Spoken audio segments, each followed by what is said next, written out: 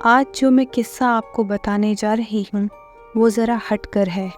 तो दोस्तों, एक रात मैं अपने गांव से मेरे मित्र अवधेश के साथ अंधेरी रात में खेत के रास्ते बस स्टैंड की तरफ जा रहा था।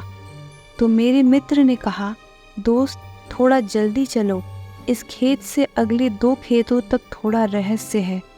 तो मैंने पूछा, क्या बात है? तो उसने बार बार बात को टाल दिया, लेकिन मेरे ज़्यादा दबाव डालने पर उसने पूरा किस्सा सुनाया। बहुत साल पहले अपने गांव से रात को इन्हीं खेतों से एक आदमी गुजर रहा था। रास्ते में वो पेशाब करने के लिए एक पेड़ के नीचे रुक गया। उसके बाद वो जैसे ही थोड़ा चला, उसे किसी बच्चे के रोने की आवाज़ आई।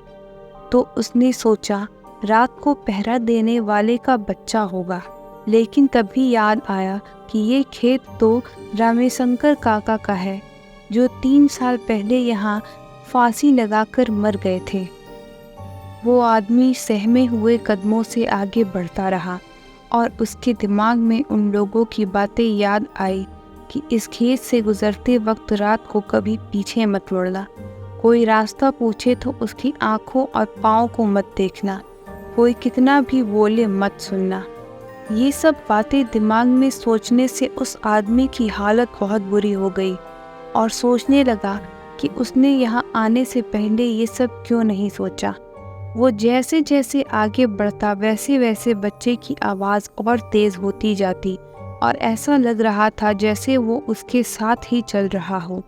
तभी अचानक उसने देखा कि एक पेड़ से बंधे झूले में बच्चा लेटा हो रो रहा था। तो डरते हुए उसने आवाज़ लगाई, ये किसका बच्चा है? लेकिन कोई प्रतिक्रिया नहीं आई। वो डर के मारे आगे बढ़ गया, लेकिन बच्चे की किलकारी सुनकर उससे रहा नहीं गया और उसने पीछे मुड़कर देख लिया। तो उसने देखा वो बच्चा झूले में उसके पीछे पड़ा था।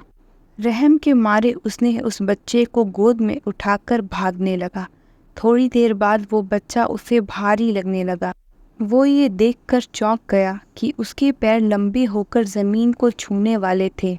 उसने घबराकर बच्चे को गोद से गिरा दिया।